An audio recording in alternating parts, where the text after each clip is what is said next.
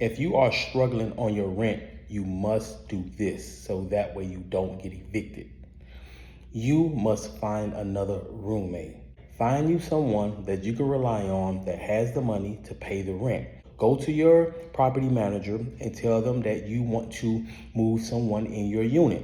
All right. So if you bringing in just one roommate, in most cases, it will be okay. Now you have to add that person to the lease the right way. So let the management know you want to add someone to the lease. The management is going to tell you that they have to run a screening on that person, do a background check. All right. And if that person's background check passes, then they can be added to the lease. Now, if you then want out of the lease completely, you then go to management and put in a 30 or 60-day notice, whatever that's required, and let them know, hey, I am moving out on such and such date. You sign it and you have your roommate to sign it, acknowledging that they will now be responsible for the rent, and then you move out.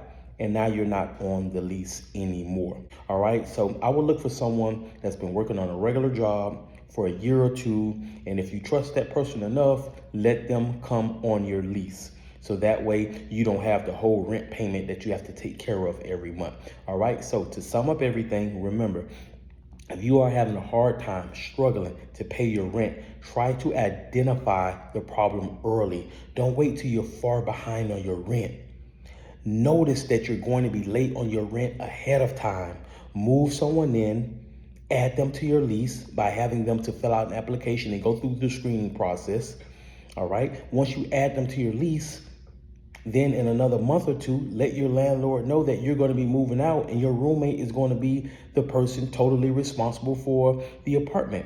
At that point, there's a way to get out of eviction. You have to do some hustling by finding a roommate, but don't get evicted. It's going to go on your credit and you don't want that. All right. This is D with the keys, and I'll holler at y'all a little later. Peace out.